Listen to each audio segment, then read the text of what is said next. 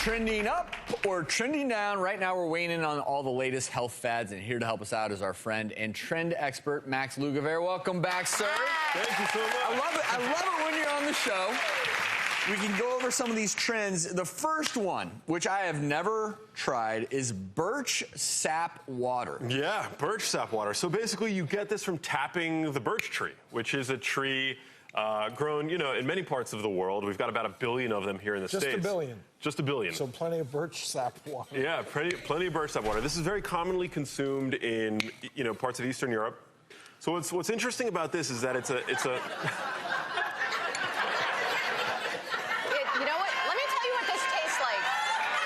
To me, so bad that this it has tastes to be like, good for you. Max, it tastes like water that was filtered through a dirty sock.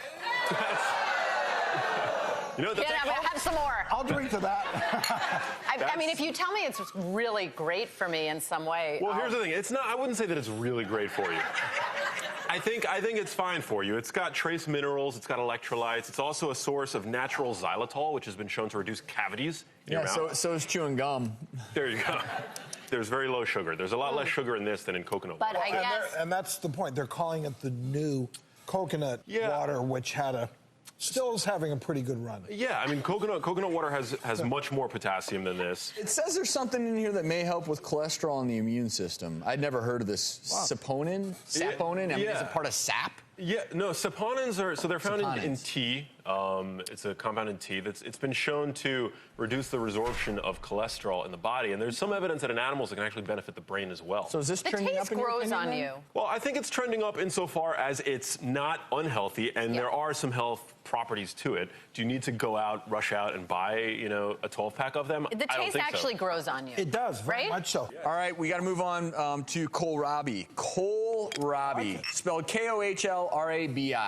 Yeah, so the German translation for that is cabbage turnip. It's basically an engorged stem, even though it looks like a root. It's a swollen stem, and Can I check one out? Yeah, they're delicious. My mom actually used to grow those in our garden when I was growing up. It's a pretty vegetable. It's like a big radish. Kind of, yeah.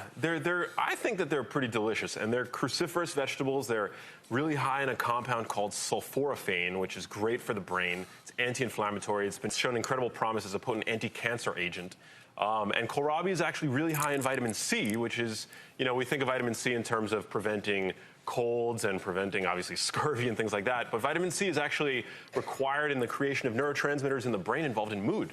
So is the kohlrabi chip the new kale chip? It may be. I think it's quite tasty. I like it. I also like saying the word. I would say trending up, man. Okay. And I think this has a lot more legitimacy to it, even than the birch water, right? Definitely. Yeah. I mean, we need to be consuming, more cruciferous vegetables in general, but just because they're so good for you. Now, last but not least, is a health food that tastes like chocolate, carob powder. Yeah, so carob is often used as a replacement for cocoa. And I think it's replacing something that really shouldn't be replaced. Cocoa, from chocolate is rich in flavanol content, really good for the brain. In fact, a study recently found that habitual chocolate consumption was associated with improved cognitive function across many domains. And so I don't know if we need to replace that. Carob, on the other hand, is rich in sugar. I mean, per volume, it's more than half sugar.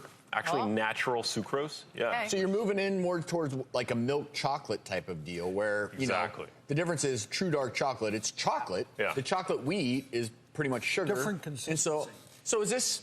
Up or down? I would say this is trending down. Trending down. Sorry, Carob.